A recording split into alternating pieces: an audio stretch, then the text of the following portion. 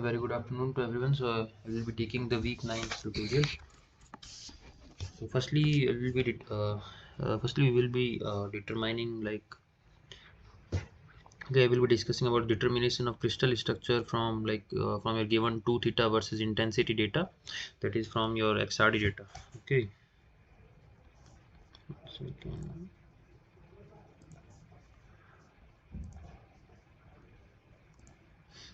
okay.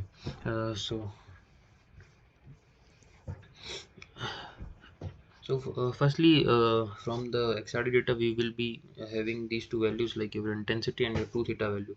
Then we will be making this kind of table. So firstly, we will be converting your 2 theta to theta, then intensity. Then we will calculate your sine theta, and then followed by subsequently sine square theta. Then the ratio will be determined of these two, sine theta and sine square theta. So let's see determination of crystal structure from 2 theta versus intensity data. So in this example, we are assuming that uh, the 2 theta versus these values are this. Okay, and before that, there are certain points which we should ponder. Like this is a schematic pattern. And in real pattern, peaks are not idealized. Delta peaks are broadened, and then there is increasing splitting of peaks with increase in your g value and theta. Alpha 1 and alpha 2 peaks get resolved in the high angle peaks, and also peaks are all not of same intensity, and then there are no brackets are used around the index number. The peaks correspond to the planes in the real space. Okay, so this is for radiation from the copper K alpha with a wavelength of 1.54 angstrom, and then the powder diffraction pattern is from your aluminum for this, and this is your indexed one. So in low angle peaks here, K alpha 1 and K alpha 2 peaks are merged. Okay, but however at your higher K alpha 1 and K alpha 2 peaks resolved in high angle peaks, as can be clearly seen. Okay, and also the peaks are not idealized delta peaks, they are broadened, and then increasing splitting of peaks with increase in G. Peaks are all not of same intensity. And further, then we will discuss how the real diffraction pattern are different from the ideal computed one. So we have seen that real and ideal diffraction pattern. In ideal patterns, the peaks are delta functions, but in the real diffraction pattern are different from the in the following ways. The first one is that your peaks are broadened. Second one is that your peak could be shifted from their ideal position. And then the third one is that the real intensity of the peak should be altered. Peaks are broadened. It could be due to the instrumental, residual, non-uniform strain, grain size, etc. broadening, and peaks could be shifted from their ideal position, and it could be due to the uniform strain. And the relative intensity of the peaks could be altered. It could be due to the texture in the sample. And what is the maximum value of your theta possible? The answer is your 90 degree. So at theta is equal to 90 degree, the reflected ray is opposite in direction to the incident ray. And also beyond this angle, it is as if the source and your detector positions are switched. So the 2 theta maximum is around 180 degree. This one. So the X-ray source moves along this path, and your detector moves along this path. Okay. Now in this example, we will be determining crystal structure from 2 theta versus intensity data. So let us assume that we have 2 theta versus intensity plot from a diffractometer, and also to know the lattice type, we need only the position of the peaks. So here the 2 theta values are these, and then from this we calculated that at theta values, and from these theta values we calculated the sine theta values and sine square theta. Then we calculate the ratio of these two, sine theta and sine square theta. So here in this case it is 3, around 4 and 8 and 11 and so on.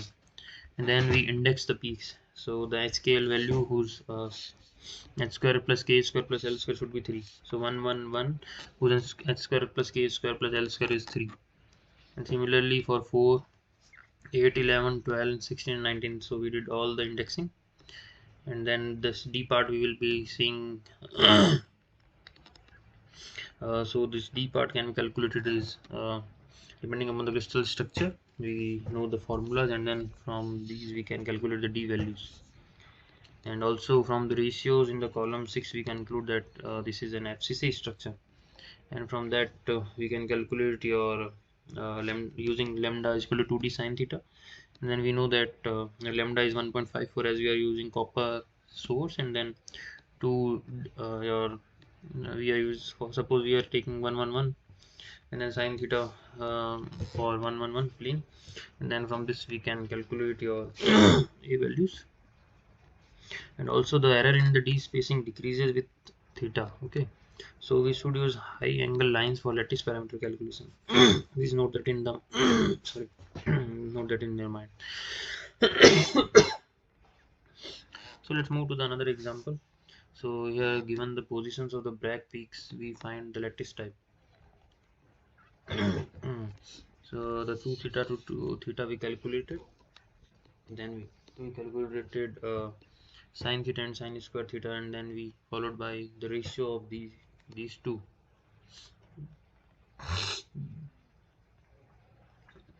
So we found that the whole number ratios are coming at 3, 4, 8, 11, and we.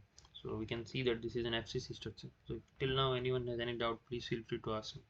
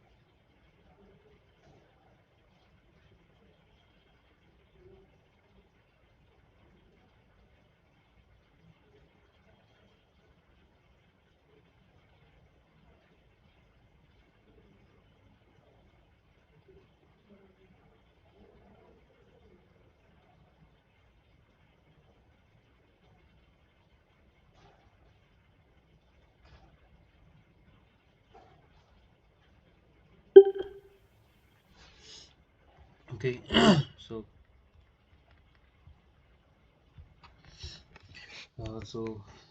this is the way we can determine this.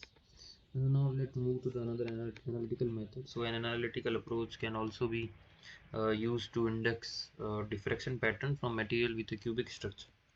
So firstly, let's look at the equation. So sine square theta is your lambda square by 4a square and n square plus k square plus l square.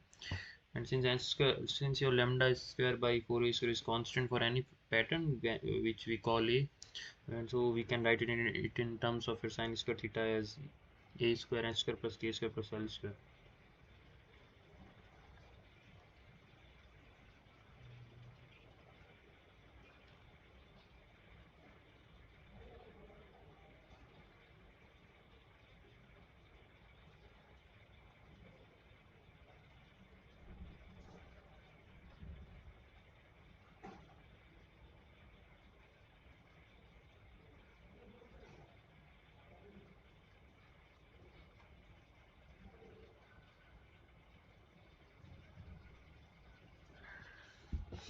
Okay, so in a cubic system, the possible h square plus k square plus l square values are your 1, 2, 3, 4, 5, 6, 7, 8, even though all may not be present in every type of cubic lattice. And then further, the observed sine square theta values for all peaks in the diffraction pattern are therefore divided by the integer 1, 2, 3, 4, 5, 6 to obtain a common quotient. That is, your a value will be your sine square theta divided by your h square plus k square plus l square. Further, the common quotient is the value of a corresponding to 1. And then we can calculate the lattice parameter from the value of a by using the relationship your a is your capital A is your lambda square by 4a square, or the small a will be your lambda by 2 times root of a.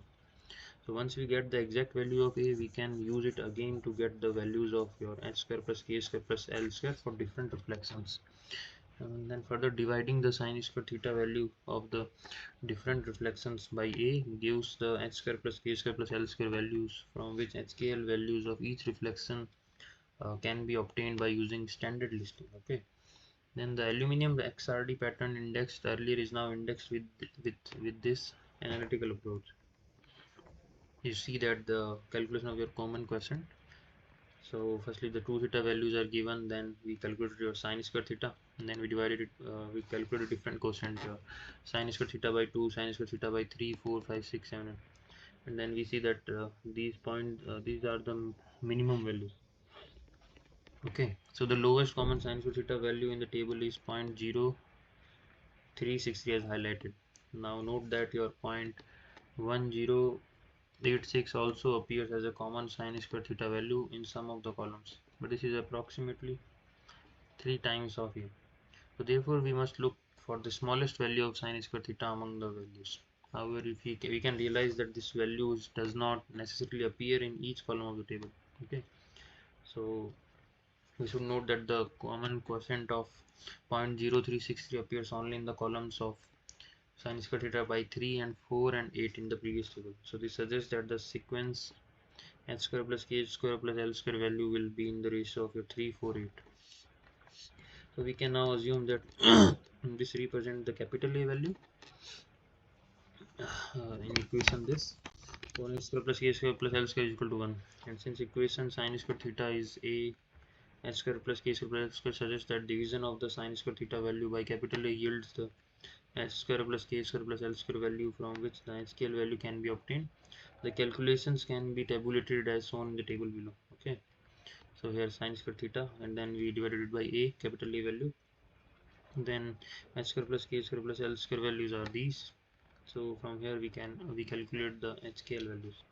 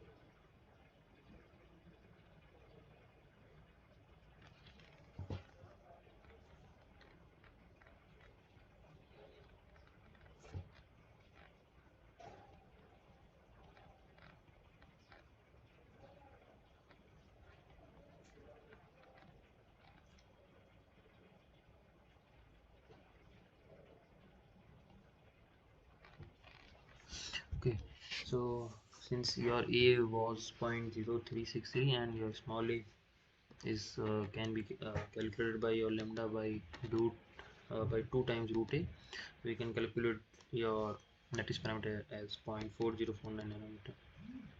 So this is your assignment. So you can I will be sharing this PPT and you can calculate for this 2 theta times return, and then we can discuss this in the next one. Okay.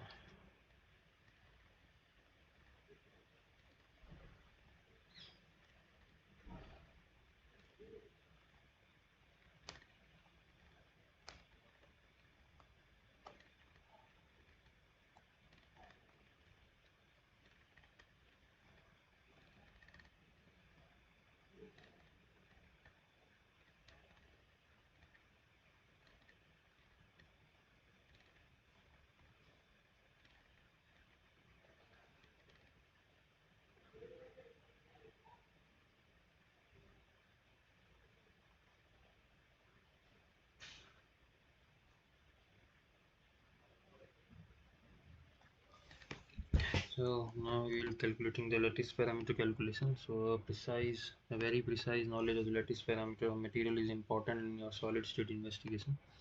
So in developing satisfactory concept of bonding energy in crystalline solids, and determining solid solubility limits of one component in another, and also for calculating your like true densities of material and the coefficient of thermal expansion.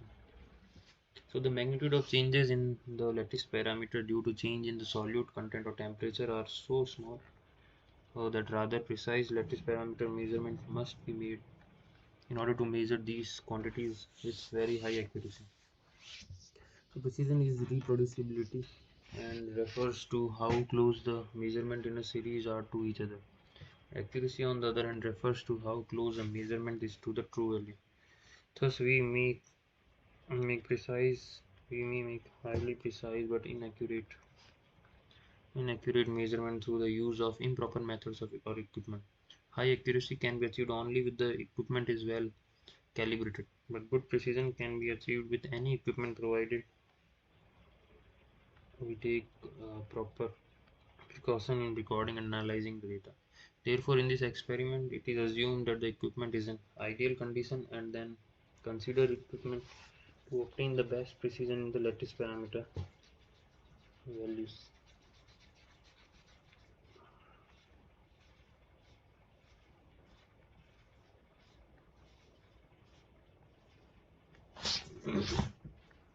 So please take in mind that your accuracy is very critical. If you want to know the lattice parameter to within 1 is to 10 to the minus 5 nanometer, you must know the peak position to within 0.02 degree at 2 theta value of 160 degree.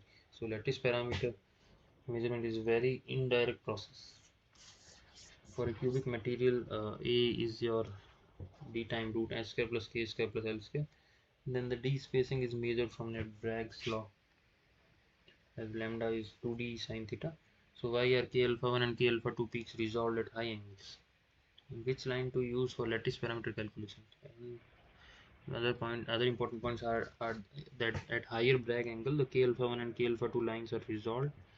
Typically, we use only k alpha 1 lines for calculation of lattice parameter. The error in the calculation of the lattice parameter decreases with the increasing angle, and the high angle peak should be used for lattice parameter calculation. So instead of taking an average over all peaks or taking any of the intense low angle peaks. So now why are k alpha 1 and k alpha 2 peaks are resolved at high angles? So your lambda is given by 2d sine theta, and then when we differentiate it, d lambda by d theta, it gives us 2d cos theta. So d theta by d lambda is 1 upon 2d cos theta. So alpha 1 and alpha 2 differ slightly in wavelength, and the difference in the diffracted angle d theta due to difference in alpha 1 and alpha 2 increases with an increasing angle of diffraction theta, plot of variation as above. Hence the alpha 1 and alpha 2 peaks are resolved at your alpha at high angles. Okay.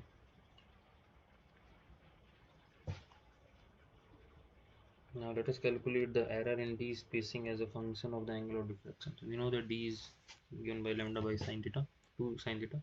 So for example, an error in theta of 1 degree leads to an error in sine theta.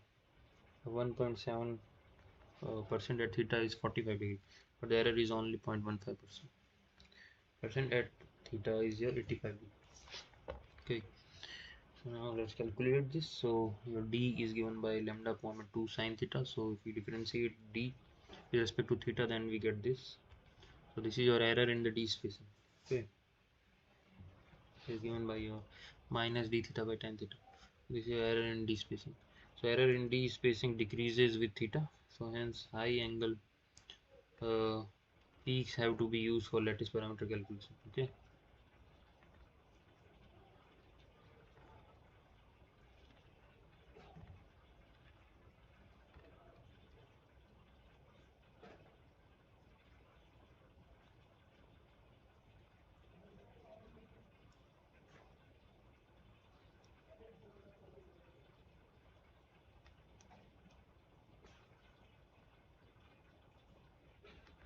So this way we can calculate.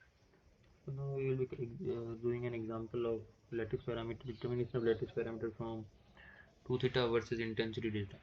We know that the n values and then the 2 theta values are this. So we calculated the theta values and then followed by sine theta values and then sine square theta. Then we calculate the ratio, then we index them, and then we calculated the a value. So lambda is 2d sine theta. So we calculated the d in terms of a, and then we found out that a calculated from the 422 line was this.